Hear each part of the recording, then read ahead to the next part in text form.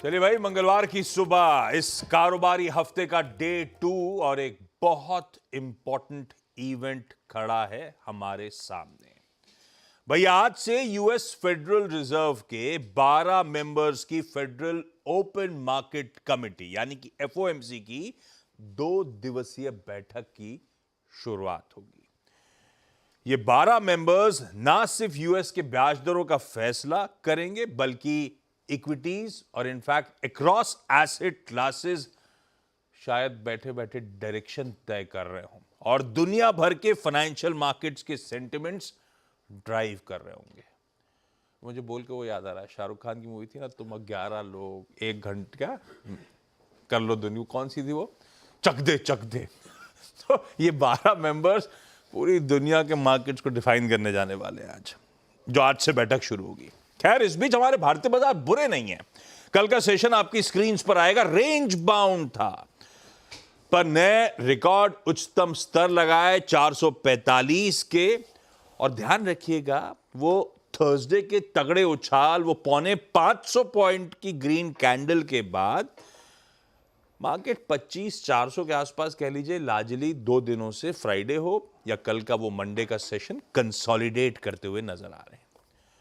Nifty bank का bullish momentum और कह लीजिए स्ट्रेंथन हो रहा है, वो कल का सेशन फिर से दिखा रहा था। ऑलमोस्ट आधे % की मजबूती वहां पे थी, तो सब चंगा सी, ऐसा कोई दिक्कत नहीं है। हम होल्ड ऑन कर रहे हैं हायर लेवल्स पर। हाँ, अब ये है, अब तक तो आउटकम आया नहीं। कल सुबह अपन लोग चर्चा कर रहे थे, फेड मीट के आउटकम से पहले शायद कहना चाहिए आईटी कंपनीज कितनी कॉशियसली ऑप्टिमिस्टिक बने रही है, क्योंकि उम्मीद पे दुनिया कायम है।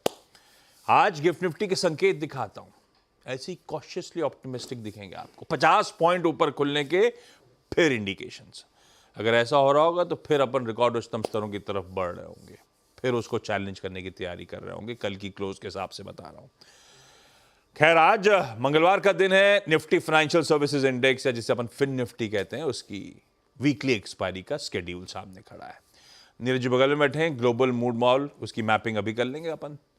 वीरू बताएंगे कैसे फिर आज के दिन निफ्टी बैंक में अप्रोच करना है, मार्केट्स का बिहेवियर देखते हुए डेटा पॉइंट्स क्या सजेस्ट कर रहे हैं, हमारी रणनीति क्या होगी दोनों इंपॉर्टेंट बेंचमार्क्स को लेकर।